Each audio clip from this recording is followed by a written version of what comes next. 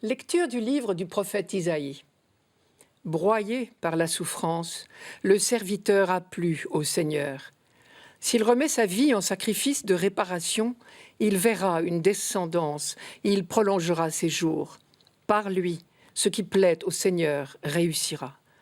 Par suite de ses tourments, il verra la lumière, la connaissance le comblera. Le juste, mon serviteur, justifiera les multitudes, il se chargera de leurs fautes. Essayons d'abord de lire ce texte sans penser tout de suite à Jésus-Christ. Le prophète Isaïe, qui écrivait au VIe siècle avant notre ère, parlait d'abord pour ses contemporains.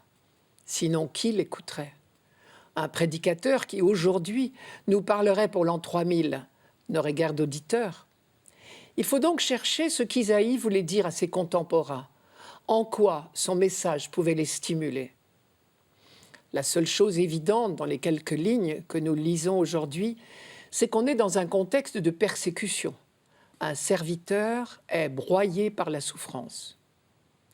Puisque ce passage est inséré dans le livre du 2e Isaïe, c'est-à-dire les chapitres 40 à 55, on peut penser qu'il s'agit de l'exil à Babylone. La souffrance est là, pour ce peuple qui a tout perdu et qui peut aller jusqu'à se sentir abandonné de Dieu. Alors, le prophète vient redonner des raisons de vivre et d'espérer, des raisons de tenir le coup malgré tout. Il vient dire « Votre souffrance n'est pas inutile, elle a un sens, vous pouvez lui donner un sens. » Il cite l'exemple d'un serviteur, mais sans le désigner précisément. Qui est ce serviteur ? Ce même titre revient avec insistance dans les 4 textes qu'on appelle justement les chants du serviteur, chez le 2e Isaïe. Il s'agit probablement du peuple lui-même exilé, ou ce qu'il en reste, le petit noyau, qui essaye coûte que coûte de rester un serviteur de Dieu. Je commence par la phrase la plus difficile. Broyé par la souffrance, le serviteur a plu au Seigneur. L'horrible contresens à ne pas faire, ce serait de croire une seule seconde que Dieu puisse prendre un quelconque plaisir à la souffrance d'un homme. Comment concilier cette manière de voir avec tout ce que nous savons par ailleurs, à savoir que Dieu est amour. Même nous, qui ne sommes pas très bons, nous ne nous réjouissons jamais des souffrances des autres. Donc ne faisons pas dire à ce texte ce qu'il ne dit pas. Nulle part dans le texte hébreu, il n'est dit que Dieu s'est complu à broyer son serviteur par la souffrance.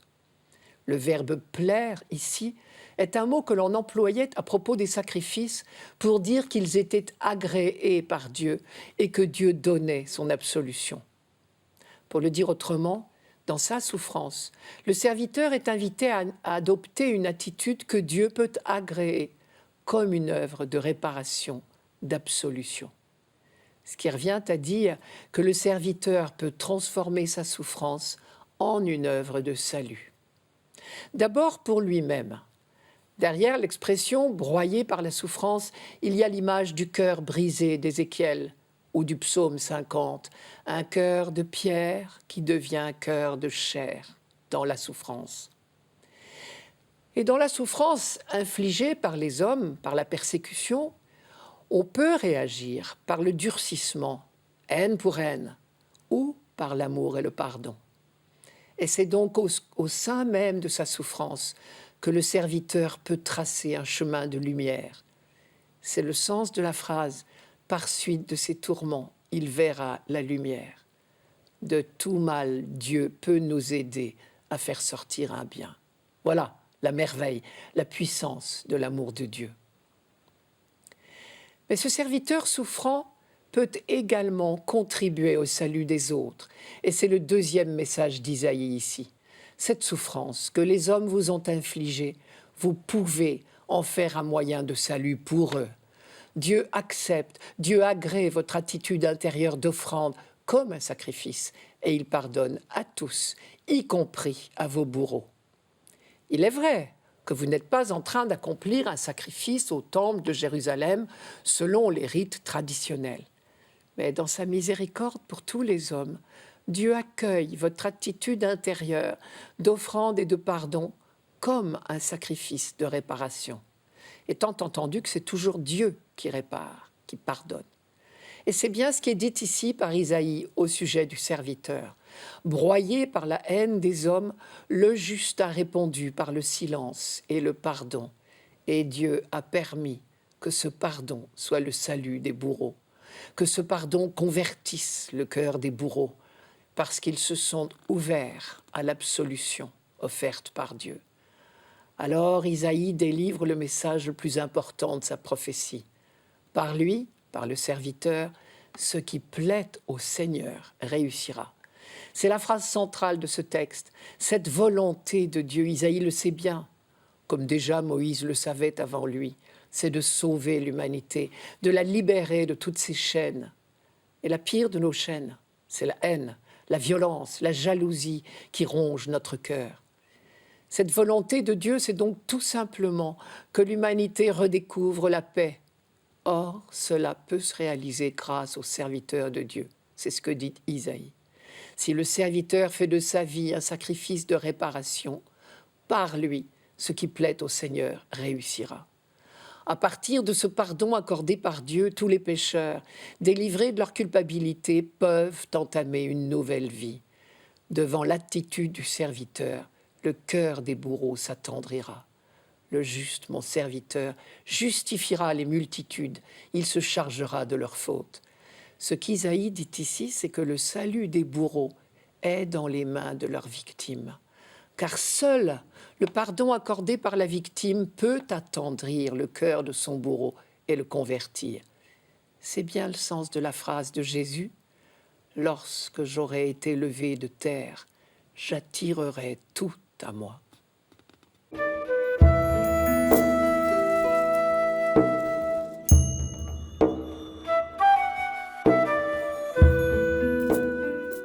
Psaume 32. Oui, elle est droite, la parole du Seigneur. Il est fidèle en tout ce qu'il fait. Il aime le bon droit et la justice. La terre est remplie de son amour. Dieu veille sur ceux qui le craignent, qui mettent leur espoir en son amour, pour les délivrer de la mort, les garder en vie au jour de famine. Nous attendons notre vie du Seigneur. Il est pour nous un appui, un bouclier. Que ton amour, Seigneur, soit sur nous, comme notre espoir est en toi. Oui, elle est droite, la parole du Seigneur. Il est fidèle en tout ce qu'il fait. Sans cesse dans la Bible, on médite sur cet événement extraordinaire. Le Dieu inaccessible parle à l'homme. Il parle pour créer, il parle pour proposer son alliance, il parle pour guider la marche de son peuple et avec lui de toute l'humanité au long des siècles. Oui, elle est droite, la parole du Seigneur. Elle est en ligne droite depuis le début. Elle poursuit toujours l'unique projet. La juxtaposition des deux lignes de ce verset est très intéressante. Oui, elle est droite, la parole du Seigneur. Il est fidèle en tout ce qu'il fait. Contrairement aux apparences peut-être, il n'y a pas là deux affirmations distinctes, l'une concernant la parole de Dieu, l'autre portant sur ses actes, sur ce qu'il fait. Chez l'homme, la parole et l'action ne sont pas toujours très cohérents. Nos beaux discours sont souvent sans lendemain. Mais en Dieu, la parole est acte. Le même mot hébreu davar veut dire à la fois parole et action, œuvre, événement. Ce que Dieu dit, il le fait. Il dit, et cela fut, répète le récit de la création, au chapitre 1 de la Genèse. Ou encore, rappelez-vous, Isaïe au chapitre 55. La parole qui sort de ma bouche ne retourne pas vers moi sans résultat, sans avoir exécuté ce qui me plaît, et fait aboutir ce pourquoi je l'avais envoyé. Il y a certainement là aussi, comme très souvent dans la Bible, une allusion, j'aurais envie de dire un coup de patte, aux idoles, qui, elles, sont muettes, inertes, impuissantes. Il est fidèle en tout ce qu'il fait. Il s'agit encore et toujours de ce projet de Dieu. Et le psaume détaille toute cette œuvre de Dieu. La création non pas comme un acte du passé, mais comme une présence de Dieu, une vigilance sur tous ceux qu'il a appelés à l'existence. Pour guider la marche de son peuple, Dieu parle à travers sa loi. On en a un écho dans ce verset. Il aime le bon droit et la justice. La terre est remplie de son amour. La création tout entière a vocation à devenir le lieu de l'amour, du droit, de la justice. Rappelez-vous le mot du prophète Michée, je le cite souvent. « On t'a fait savoir, ô homme, ce qui est bien, ce que le Seigneur attend de toi, rien d'autre que de respecter le droit, d'aimer la fidélité et de t'appliquer à marcher humblement avec ton Dieu. » Michée chapitre 6.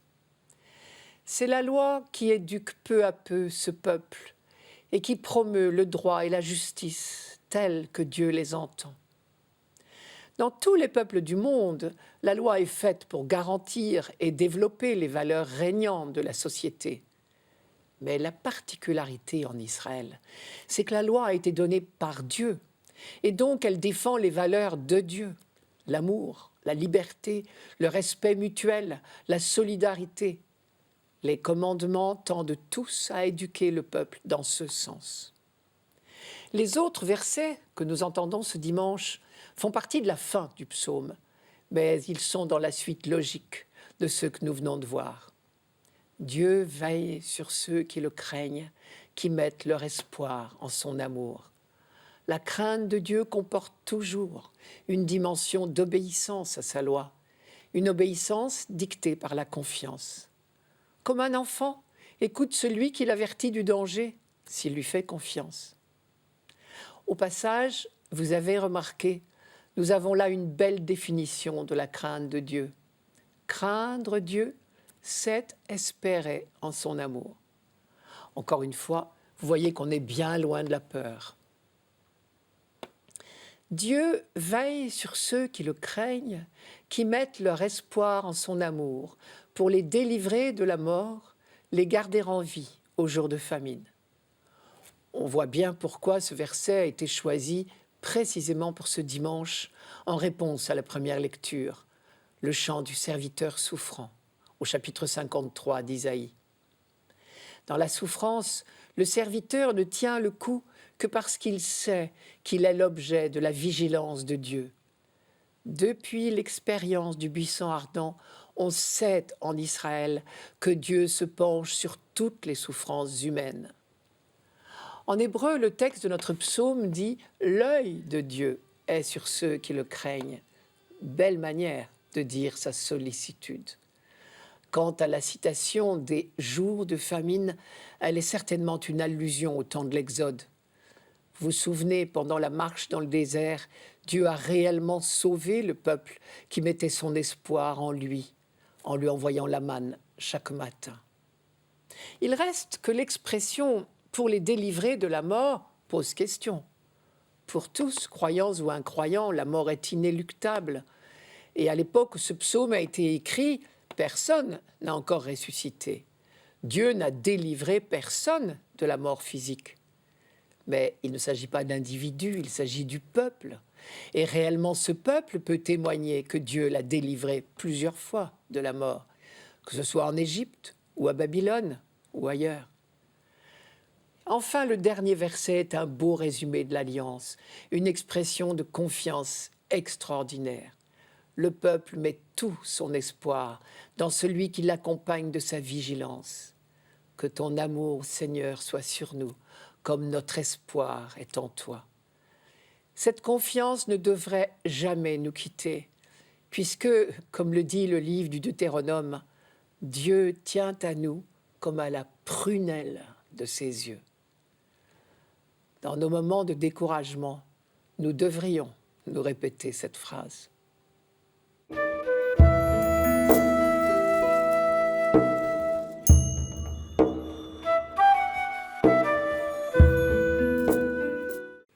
Lecture de la lettre aux Hébreux.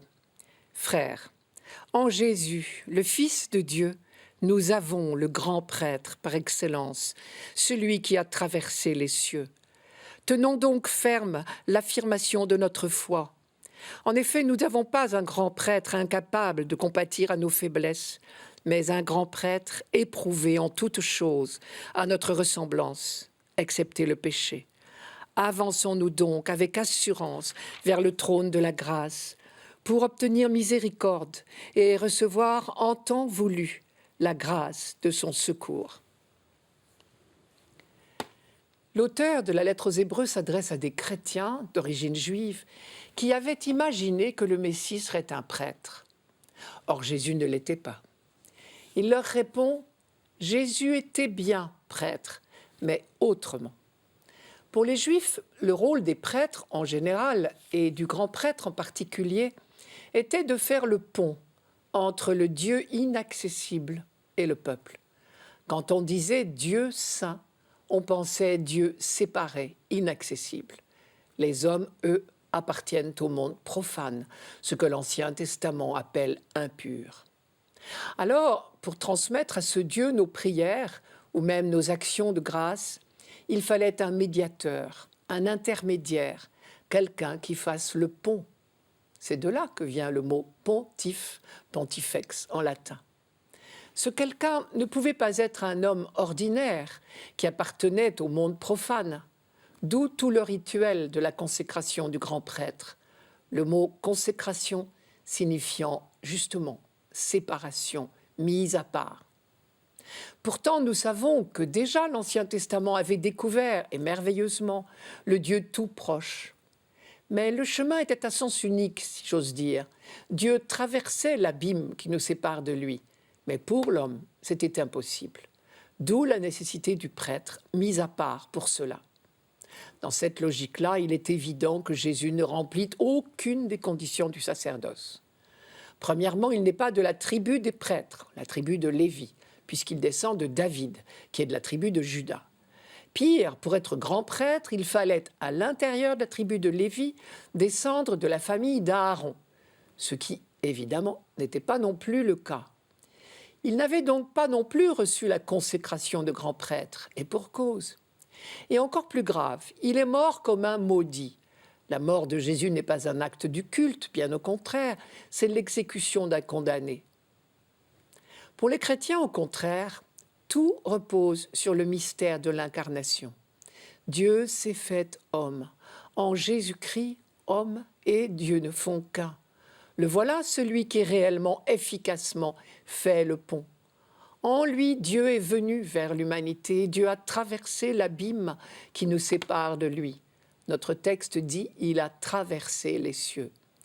Et lui aussi, et en même temps, par sa résurrection, en lui aussi, un homme a traversé les cieux. Pour rester dans cette image, on pourrait dire que le chemin a été fait dans les deux sens. En lui, l'humanité tient fermement, une fois pour toutes, la main de Dieu. Et nous, puisque nous sommes son corps, nous avons par lui accès à Dieu. Donc c'est lui notre médiateur, une fois pour toutes. Tenons ferme dans l'affirmation de notre foi, nous dit l'auteur. C'est-à-dire, ne nous laissons plus intimider par une théorie d'un autre âge. Désormais, tout est changé. Ne regardons plus vers le passé. Il n'était qu'une étape dans le projet de Dieu. Désormais, en Jésus, le Fils de Dieu, nous avons le grand prêtre par excellence. Nous lisons ici qu'au moment où cette lettre a été écrite, déjà la communauté chrétienne donnait à Jésus le titre de Fils de Dieu. Mais du coup, ces chrétiens avaient la même difficulté que nous. Ce Fils de Dieu pouvait-il en même temps être un homme comme nous ? Il est là, le mystère de l'incarnation. Il faut bien accepter qu'il reste pour nous un mystère. Les desseins de Dieu sont trop impénétrables pour nous. Chez nous tous, même si nous récitons fidèlement que Jésus est vrai homme et vrai Dieu, l'idée que Dieu est irrémédiablement lointain demeure tenace.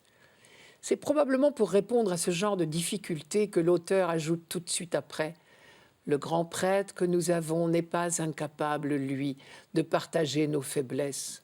En toute chose, il a connu l'épreuve comme nous, et il n'a pas péché. » Cette épreuve du Christ recouvre certainement les multiples tentations qui ont jalonné sa vie. celle que nous rapportent les évangiles synoptiques dans ce qu'on appelle les récits des tentations au désert, celle du pouvoir, du succès, du prestige, celle de se faire servir au lieu de se faire serviteur, nous en aurons un écho dans l'évangile de ce dimanche, celle que lui a occasionnée Pierre en le poussant à éviter la persécution et la mort qui l'attendait à Jérusalem, celle de Gethsémani, celle enfin de se croire abandonné au pire moment, c'est-à-dire sur la croix. Toutes ces tentations sont les nôtres, mais lui n'a jamais succombé. Pas une fois, il ne s'est éloigné de la volonté de son Père. Que ta volonté soit faite et non la mienne. Il est donc bien à la fois notre frère qui partage notre condition, nos épreuves, nos tentations, et Fils de Dieu, vivant parfaitement selon la volonté du Père. Il ne nous reste plus qu'à marcher à sa suite, nous qui sommes ses membres, comme dit saint Paul dans la lettre aux Corinthiens. Ce qui est dit ici sous la forme « avançons-nous donc avec assurance ».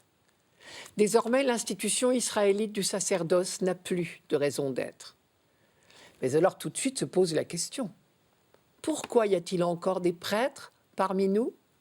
Réponse, le prêtre chrétien ne prétend pas faire le pont entre Dieu et les fidèles, mais par sa présence, il rappelle sans cesse à ses frères que Jésus-Christ, le seul grand prêtre, le seul pontife, est au milieu d'eux.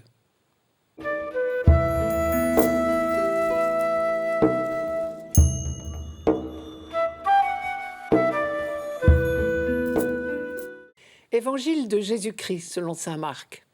En ce temps-là, Jacques et Jean, les fils de Zébédée, s'approchent de Jésus et lui disent « Maître, ce que nous allons te demander, nous voudrions que tu le fasses pour nous. » Il leur dit « Que voulez-vous que je fasse pour vous ?»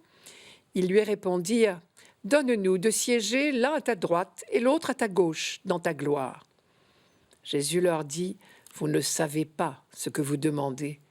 Pouvez-vous boire la coupe que je vais boire, être baptisé du baptême dans lequel je vais être plongé ?» Ils lui dirent « Nous le pouvons. » Jésus leur dit « La coupe que je vais boire, vous la boirez, et vous serez baptisés du baptême dans lequel je vais être plongé. Quant à siéger à ma droite ou à ma gauche, ce n'est pas à moi de l'accorder. Il y a ceux pour qui cela est préparé. » Les 10 autres qui avaient entendu se mirent à s'indigner contre Jacques et Jean. Jésus les appela et leur dit « Vous le savez, ceux que l'on regarde comme chefs des nations les commandent en maîtres. Les grands leur font sentir leur pouvoir. Parmi vous, il ne doit pas en être ainsi. Celui qui veut devenir grand parmi vous sera votre serviteur. Celui qui veut être parmi vous le premier sera l'esclave de tous. Car le Fils de l'homme n'est pas venu pour être servi, mais pour servir et donner sa vie en rançon pour la multitude. Je commence par ces derniers mots, rançon pour la multitude. Ils ont malheureusement complètement changé de sens depuis le temps du Christ et nous risquons donc de les entendre de travers. Aujourd'hui, quand nous entendons le mot rançon, c'est dans le contexte d'une prise d'otage. Il s'agit de payer la somme exigée par les ravisseurs, seul moyen d'obtenir la libération du prisonnier. Le mot rançon désigne le montant de la somme à verser. Tandis qu'à l'époque du Christ, au contraire, le mot rançon signifiait la libération, c'est-à-dire la seule chose importante en définitive. Le mot grec qui a été traduit par rançon est dérivé d'un verbe qui signifie délier, détacher, délivrer. C'est donc un contresens par rapport au texte grec de l'évangile de saint Marc d'imaginer que Jésus doive payer quelque chose pour nous. Ce contresens défigure complètement l'image de Dieu. D'autre part, nous savons bien que tous les prophètes ont lutté de toute leur force contre l'horrible pratique des sacrifices humains, dont ils disaient que c'est une abomination. Donc quand les disciples ont entendu Jésus leur dire « Je dois donner ma vie en rançon pour la multitude », il ne leur est pas venu à l'idée une minute que Dieu pouvait exiger l'exécution de son Fils. Ils savaient depuis longtemps que Dieu ne veut pas de sacrifice humain. En revanche, ils attendaient une libération. De l'occupant romain d'abord, c'est certain, Et le malentendu a duré longtemps pour quelques-uns d'entre eux, probablement. Plus profondément, ils étaient des croyants et donc ils attendaient aussi la libération définitive de l'humanité, de tout le mal qui la ronge, le mal d'ordre physique, moral, spirituel. Et ils entendaient Jésus leur dire « Je dois consacrer ma vie à cette œuvre divine de libération de l'humanité ». Mais Jésus leur dit aussi que cette œuvre de libération de l'humanité passe par la conversion du cœur de l'homme. Et cela va lui coûter la vie, il le sait. Il vient pour la 3e fois de leur annoncer sa passion, sa mort et sa résurrection. Annonce qui ne fait que confirmer leur crainte. Marc note un peu plus haut qu'ils sont sur la route qui monte à Jérusalem et que Jésus marche en avant du groupe. Eux suivent sans empressement parce qu'ils ont peur, et à juste titre, de ce qui les attend à Jérusalem. Du groupe, 2 hommes se détachent, peut-être les plus courageux ou les plus clairvoyants, Jacques et Jean, les fils de Zébédée, ceux que Jésus a surnommés les fils du tonnerre. Alors, de cette 3e annonce qui confirme leur pire crainte, ils préfèrent ne retenir que la fin, et ils demandent à Jésus de les rassurer. Nous, qui allons affronter Jérusalem avec toi, dis-nous qu'ensuite nous aurons part à ta gloire. Jésus répond, vous ne savez pas ce que vous demandez.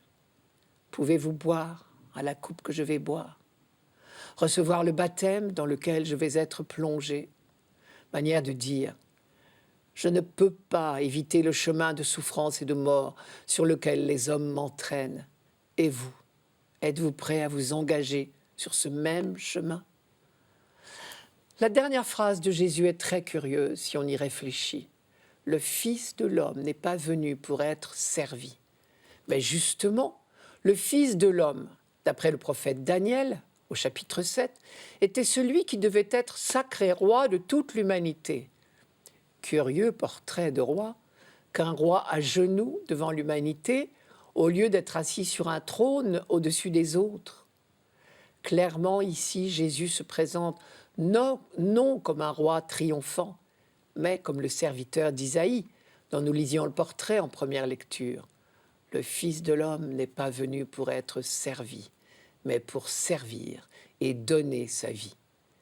Isaïe disait par lui, le serviteur, ce qui plaît au Seigneur réussira, c'est-à-dire le salut de l'humanité, parce que la non-violence, le pardon, le service, l'humilité sont le seul moyen de changer le cœur de l'homme.